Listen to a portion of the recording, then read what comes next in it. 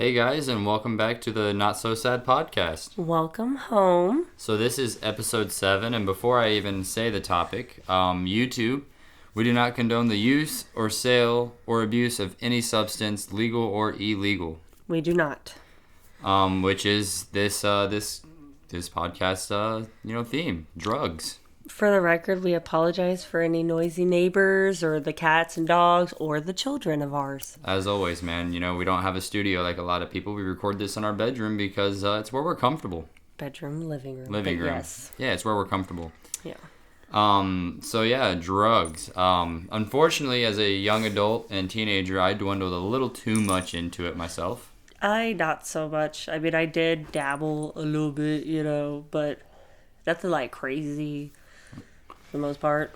I personally, I am what they consider a poly addict, which means essentially, I didn't care what it was as long as it got me high. Just searching for that feeling of numbness. Just trying to escape my problems. Yeah. And, addiction fucking sucks, man. And it's a hard fucking thing to break. And, excuse me, people who say marijuana is not a gateway drug or not addictive, I can somewhat agree on the non-addictive side.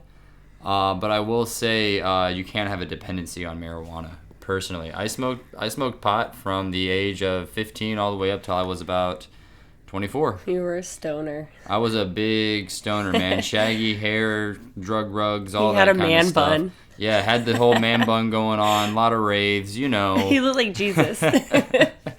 Yeah. But the reason I say this is because like the plant itself is not addictive. What makes it addictive and what you can depend on is the large amount of dopamine it releases in the brain. Yeah. And that's also what can cause developmental harm in somebody under the age of 25 who does smoke marijuana. Yes, and for the record, we felt like this was really important because drugs have such a negative effect on your mentality or even alcohol, things like that. And if you're on this spiritual walk or just a journey of growth and healing, it's probably best you cut those things off or just stay away from them as a whole. Absolutely, yeah. And there's too many youths out there smoking pot and doing drugs, man. Like I can't really say much because I started smoking weed at 15, but like there's kids out here like smoking meth and shooting up heroin and all kinds of stuff these days. Yeah, and it's really sad. The two major things that are making our children, dabble into drugs essentially is two key things, and that's accessibility and boredom. Yeah. Yes, it's sad. It's a really big problem from our one of our hometowns because we're from two separate places but also one same place, and you see 14-year-olds strung out all the time in that area, and it's absolutely horrid seeing teenagers go gray. Yeah. It's definitely a very, very, very big issue and a topic that we wanted to discuss in a positive manner. And it's like we said, this generation and the older generation, I should say, we are the ones that are going to inspire change amongst our children. So, Absolutely. You guys, believe it or not, even if it's just one person, can start a snowball effect in these children getting off the streets and getting away from drugs. Yeah. All drugs typically give you a dopamine boost. Which can cause you to feel super down and depressed after long terms of use.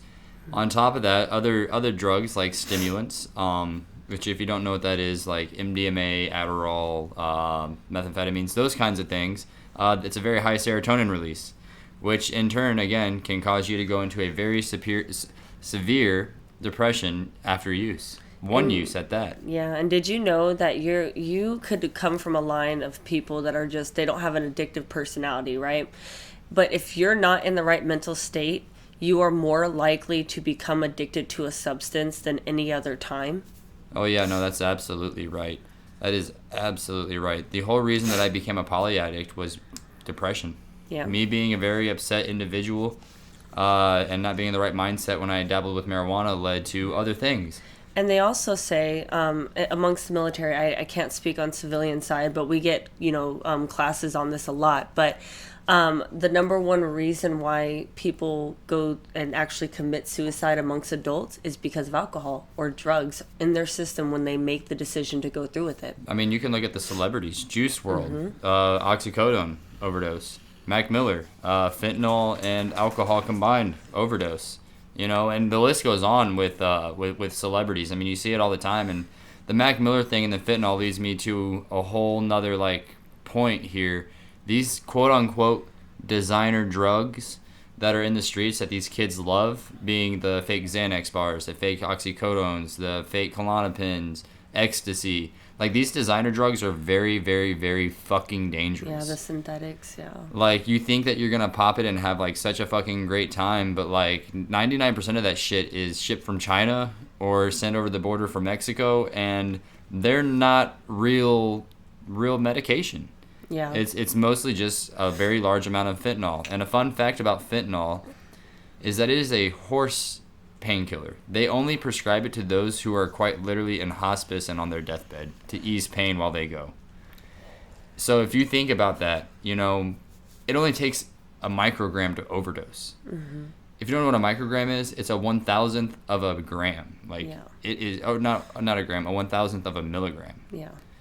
It's absolutely insane. It's a very small amount. And one touch can have you hooked for the rest of your life of fentanyl. If not, death. I mean, when you play with drugs, even if it's the very first time, you have a 50-50 chance always, and that's to live or to die. And I'm not saying this as a hypocrite because, again, I have dabbled, I have done my dirt. But when I overdosed and came that close to death, that really, really changed my entire perspective on drugs and just on that whole partying lifestyle in general. And I don't want anyone else to get to that point and not get as lucky as I fucking did. Yeah, absolutely. So I want to talk about my wake-up call, if that's okay with you. Absolutely. So my wake-up call to quit the quote-unquote designer drugs, I was 22 years old, and me and some buddies, I'm not going to throw any names out there, we were popping Xanax bars. Again, we do not condone. We do not condone, but we were doing Xanax quite frequently. And one morning, me and all the boys woke up, except for another one of our friends, and he was so incognate that we couldn't wake him up. He had pissed all over himself, and we thought he was gone. His pulse was so faint that we thought he was dead. And so, seeing that and seeing what the substance that we were abusing was doing to him, it scared the living shit out of me. And from that day, I've never messed with anything other than, practically marijuana since. And even then, almost 2 years of, consistent use gone. I'm good. Yeah. But I did, however, for those of you who might have an addiction, to a substance or something else. I know shopping is a huge addiction on people these days too, especially now that online shopping is a thing. So I was doing some research and I found 10 tips to help you guys, maybe get off and do better with your life. So I think what we're going to do is I'll read the first one and then I'll hand it over to Leilani and we'll go back and forth if that's okay with you. Sounds good. Are we going to talk in depth a little bit? Or? Absolutely. Okay. Absolutely. So number 1, attend a medical detox program. And if you ain't got the money for it, just know that there's other ways, so don't get discouraged yet. AA meetings and DAA meetings, drugs, alcohol, are free. Yes. Those resources yes. are free. And finding a good, solid sponsor who has been through it themselves can do wonders for you. You make friends, too. Yeah. People who you can look up to because they were once in your shoes and now they're living a way better life. Yeah. Number 2, exercise regularly. Abso-fucking-lutely. That's what got me through my marijuana addiction. What's that song? Pump? Yeah. Whatever by... Pump It by Electric Callboy. Not sponsored. Not sponsored. But listen to the song, though, when you go to the gym. Some crazy-ass German metal band with EDM and hip-hop. It's fucking wild, but it's a great time. Oh, yeah. Number 3, eat a balanced and nutritious meal. Diet can play a big role in healing both mind and body. Eating meals that are rich in proteins and essential vitamins and nutrients are essential for restoring a healthy brain and body function. You guys don't understand that you have to eat right and not just hit fast food all the time. We're guilty of it because we travel a lot. We're always on the fucking move, on the road. But yeah, even regular fast food can be addictive. Mm-hmm. All right, so I know y'all are adults, and I shouldn't have to say this, but drink some fucking water, okay? That's number 4. Stay hydrated. Yeah, the description for number 4, Dehydration is a common during withdrawal. It is important to drink enough water to allow the body to heal properly. And it is also very common for an addict who is in recovery to feel as if water, or to confuse water, like thirst and hunger, with a withdrawal symptom. Like your body is fiending for something, but it doesn't know what it's fiending for. And it's fiending for water, but instead you think it's the drug. Right. Number 5, stick to a structured sleep schedule. Getting the proper amount of sleep is vital to healing and emotional health. When a person is well rested, they are better able to think clearly and control mood swings and drug cravings. That is a very hard one, though, but yes. Yeah. Because sometimes the cold sweats and the shaking and the aches and stuff can keep you up, but to the best of your ability, you know, because you're going to have to power through it if you really want to get past it. Absolutely. Try to get yourself on a schedule. Yeah. Number 6, right? Yep. Join a support group. So it's like we were saying, the AA meetings or the DAA meetings. Or you can even come to our group on Facebook, the Not So Sad Podcast and support group. Yes. We're here to support everybody, and it also has a post anonymous button, so you don't even have to have your name to the post. You can completely ask anonymously and just ask and seek help. And there's a lot of people in the group that I know a lot of them in there that definitely have experiences of their own. Yeah, and we can definitely try to appoint you, some kind of an accountability partner through your journey as well if it is with drugs. Because, I know my husband here would not mind being somebody's accountability partner. No, not at all. And everything that would be said is completely confidential. We're on 8? 7. Complement more traditional medical detox strategies with holistic methods. Yes. Chiropractic care, massage therapy, acupuncture, and other alternative medicine options have shown promise in helping manage withdrawal symptoms and craving during detox. Let me tell you something. If peppermint oil can really help with nausea while you're pregnant, right? Especially if you have something called hyperemissive gravidarium, which is basically you're throwing up and nauseous all the time, then that means it could probably 999,000% help you during withdrawals. Like you don't always have to do what is it called? Kratom as a what is it? Like a substance? Yeah, Kratom is actually something that we shouldn't even throw out there as something to wean you off, because Kratom is also itself very fucking addictive because it reacts on your opioid receptors in the brain. Yes, I was just saying as an alternative, don't touch those things. Try to do more holistic things. Like even meditation and yoga can go a long way if you really put your mind into it and that intention into it. Even exercise, like we said before. Yeah, we don't condone Kratom at all. No. All right. Number 8. Stretch often and consider yoga and or mindfulness meditation. So what I just said. Yeah. Meditate, y'all. Yeah. Number 9. Communicate with a family member, loved one, therapist, or counselor regularly. Yes. Very regularly. This is very important, is to build a support group within your family. And I understand for a lot of people, again, with the whole podcast thing, not everybody has a solid family in their corner or a solid support group. If your family is the reason you're on drugs, you might have to cut those ties. And I know that's painful, but it is okay to tell somebody you're bad for my mental health, even if they're blood. Or if you've possibly burned a couple bridges that, you're regretting later on down the road and your family's not willing to be there for you because, for example, you've done this before, but you went back to it and you screwed us over. That's okay. We'll get screwed as many times as we need to on Facebook, okay? We're here for you. So please come to us. Yeah, talking is a form of therapy, and it's in and of itself, and it can be helpful to externalize thoughts, emotions, difficulties in order to avoid bottling them up and making them worse. Yes, talk. And number 10. Last but not least, participate in relaxation techniques. Learning how to slow down thoughts and regulate breathing can help to reduce anxiety and other negative emotions. Absolutely. Abso-fucking-lutely. Another topic that I want to discuss inside of this is it kind of goes along with the Kratom thing. You guys don't really understand that a lot of these quote-unquote fix-all, do-all, even Suboxone clinics, because Suboxone reacts on the same receptors and gives that person that fix. But at the same time, it's an addictive substance on its own because you're still getting that feeling in your brain. Your brain still craves it because it's supplying the dopamine or serotonin, whichever one it is. It's supplying it but it's not giving you the high. And so since it's still applying it, you're still fucking dependent, and you are more likely to relapse if you use those kinds of substances rather than just quitting cold turkey. It's one of those things that I hate to keep bringing this up, okay, but it's the best way that I can relate it as a mother. It's like going through childbirth.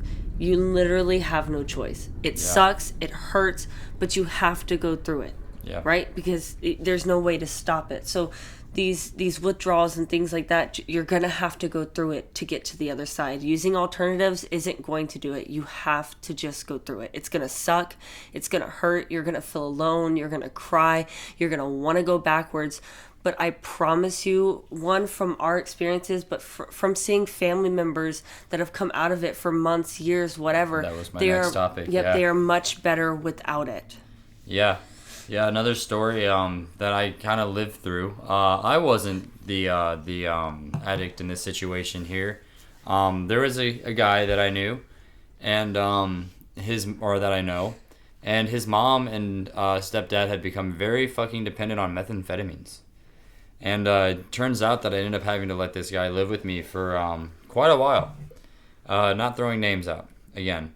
Quite a while, and then with his grandma. And it was just so crazy to me because when I first met him and his parents, it was like, yo, these people are nice people. They drive nice cars. They have nice things. They have a nice house. They're awesome people.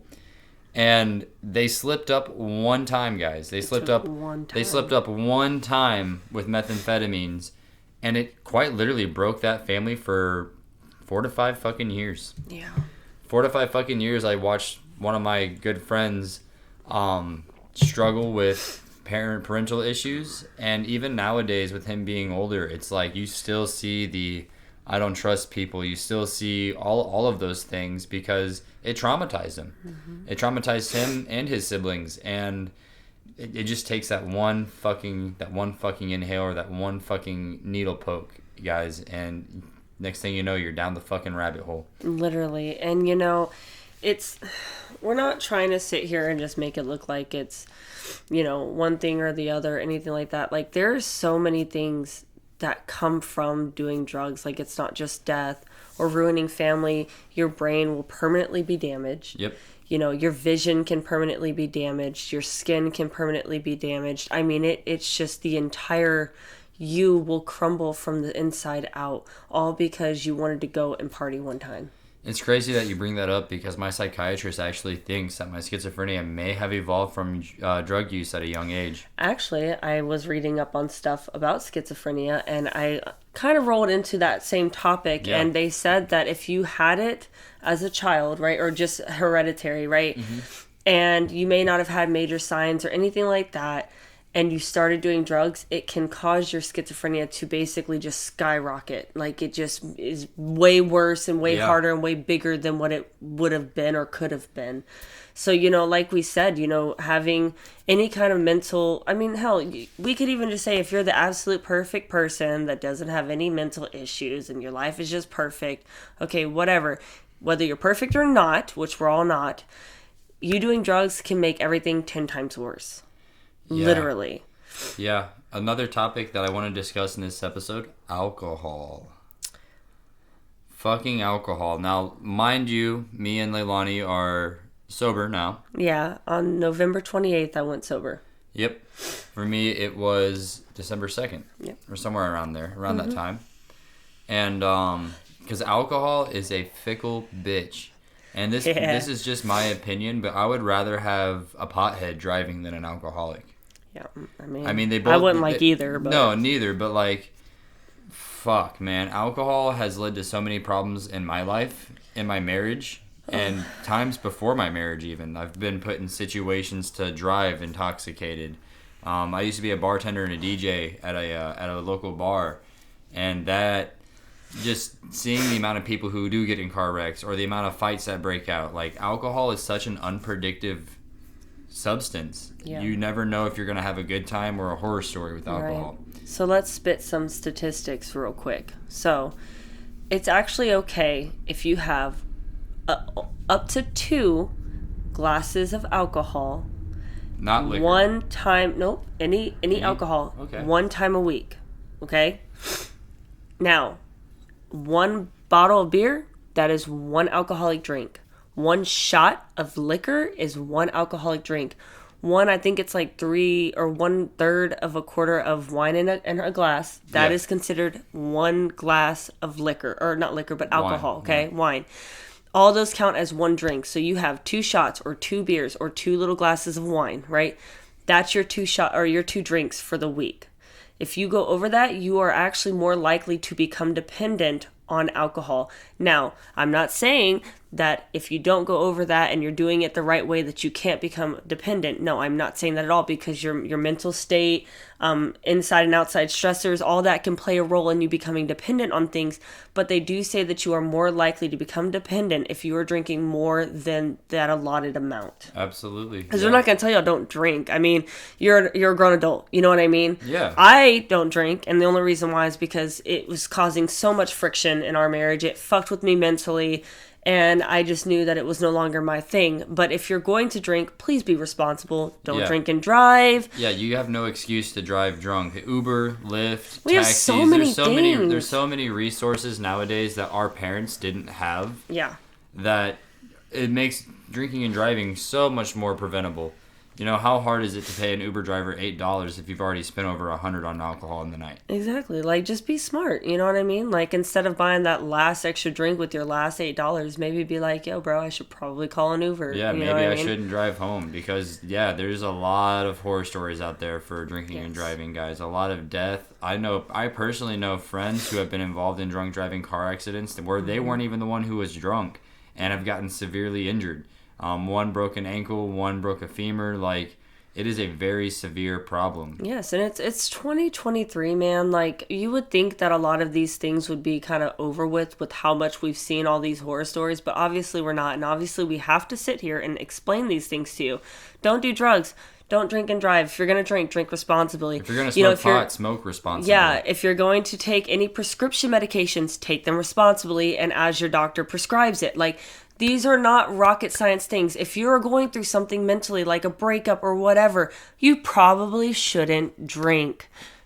I'm just saying. I'm glad you brought up the doctors and the prescription medication. Another thing that is very important is if you're prescribed a medication, you use it properly. But not only that, if you use the substance that is prescribed to you, you really, really, really need to report any offset feeling to your doctor. You really need to report any kind of negative side effect to your doctor because those can also build dependencies. Yes. I was actually prescribed a anxiety medication, an as-needed anxiety medication, along with my schizophrenic and bipolar medications.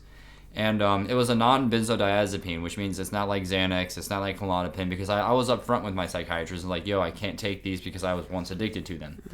Mm-hmm. Again, take accountability for your fucking actions.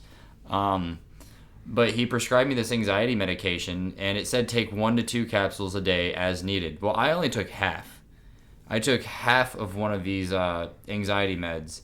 And when I tell you I was dead to the fucking world for hours. He missed New Year's. I missed the ball drop on New Year's Day. I fell asleep before 5 p.m. and I did not wake up until 9 a.m. except for apparently one point at like 1:30 in the fucking morning. I was looking for baby formula and I had realized that it was in the car. And the only reason I know is because Leilani had told me. And I called my mom. I called both of my moms, my adopted and my biological mother, and I don't remember calling either one of them.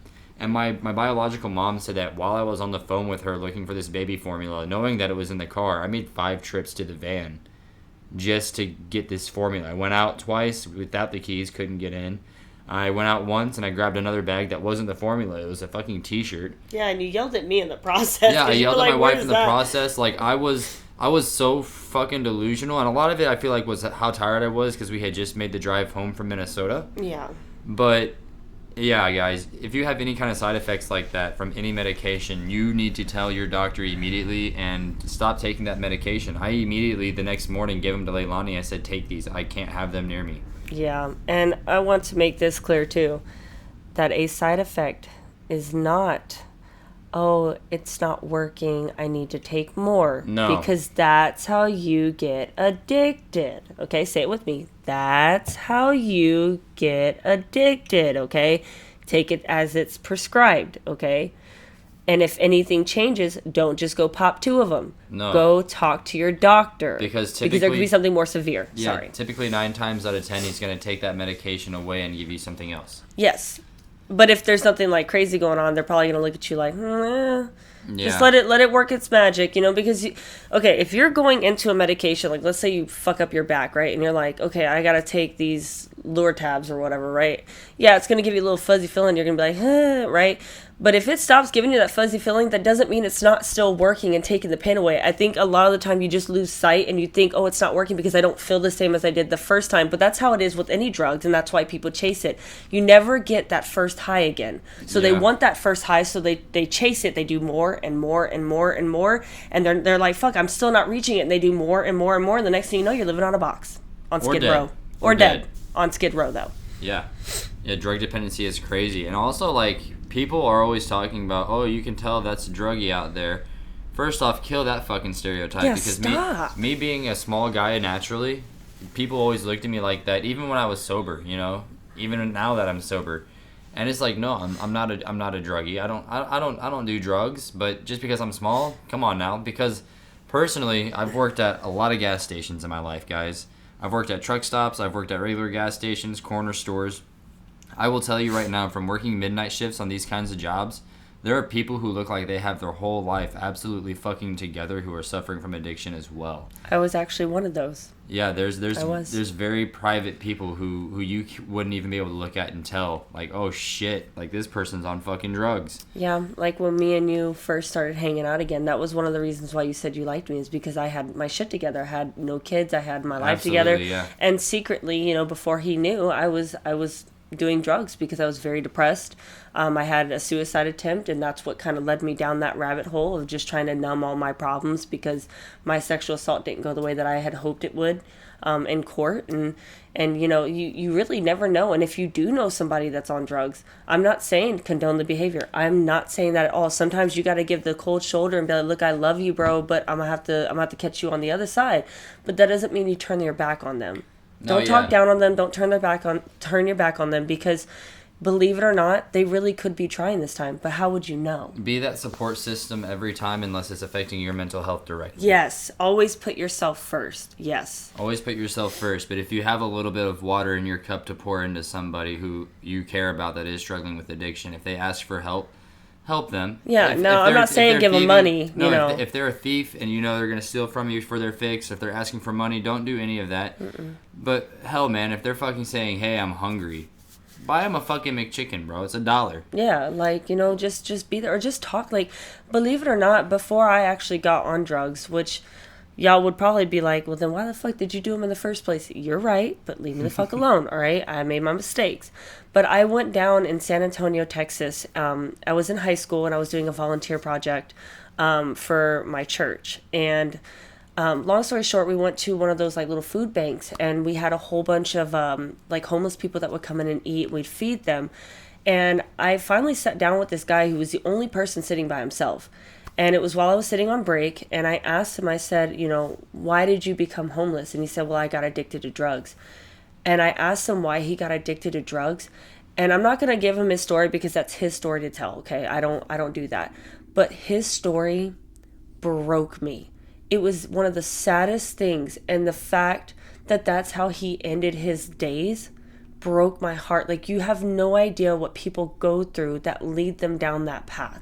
Oh. So try not to judge, because not everybody handles things just like the next, Some people can handle, in my case, a sexual assault by going to court, seeking therapy, going on some healing retreat, coming back, head shaved, because they went to a fucking Buddhist temple, and like they're just all healed, right? But that's not how I handled it. And that's okay. Like, people fuck up, people handle things how they want to, and that's why we're all here, right? We're on this podcast to learn the right ways and the wrong ways to do shit. But don't judge the next because they're not doing it the way you think they should. Because sometimes people, they just do what they grew up with, or they just do what they've seen. They result back to things that are comfortable, because depression and anxiety, bipolar, schizophrenia, any kind of mental disorder can actually become comfortable. Yep. And it's very hard to step away from that comfortability. Not only comfortable, but they can become severely amplified as well. Like you said, you're right about the schizophrenia. Man, let me tell you, my bipolar when I was smoking pot and doing drugs was through the fucking roof. And so I'll go on to a story about whenever I was in the inpatient hospital for my suicide attempt. At the time, the only drug I was using was marijuana, but having to quit cold turkey, and in the situation I was in, I really noticed the withdrawal symptoms more than anybody else would, because I was quite literally locked in a box that didn't even allow me to have a trash can. I had a brown paper sack as my fucking trash can, you know? Yeah. And I just remember laying in bed and not being able to sleep, A, because of restless leg syndrome due to Zoloft, a medication that I was prescribed, but because the withdrawals from marijuana had me in sweats. I could only hear the clock that was in my room tick and tick and tick and tick. And it was just driving me absolutely insane because my brain had no dopamine to provide me rest. It had no dopamine to provide anything. Also, another fun fact for you stoners out there. When's the last time you had a dream you can remember? Seriously, answer the question right now. When is the last time you had a dream that you were able to remember? So whenever you smoke weed, particularly before bed or just consistently, you smoke weed one time, might not happen. Not saying it will, not saying it won't. But if you smoke weed consistently, and if you smoke weed right before bed, your brain does not have the dopamine, nor can it produce the dopamine for you to enter REM sleep. And REM sleep is where you dream. It's your deep sleep. It's the sleep that your body really, really fucking needs. It's the part of your sleep cycle that you need. It's the healing cycle. It's for your stomach, your metabolism. It controls almost everything about you. Mm-hmm. And so since you're not able to reach that REM sleep, you're going to stay stagnant at where you're at. And, so I would also like to say that drugs are bad. Very bad. They ruin lives. Yes. But I lost my train of thought. Here we go. Uh-oh. Sorry. It's all you. You're good. Okay, well, drugs are bad. Very bad. I got it back. There we go. Okay, so think of it this way. You're not addicted to the substance itself. You're addicted to the release of serotonin and or dopamine. The same chemicals that release when you're overly happy, when you're excited. All of these things. That's what it roots down to. The substance itself is addictive physically, but mentally, any substance can be addictive. Mm-hmm. Any substance, because your brain is going to continue to trace, like she said, that first high. And that first high was there because of a release of serotonin or a release of dopamine. Marijuana, magic mushrooms, other psychedelics, pills, meth, heroin, all of these things, they all react on your opioid receptors, on your serotonin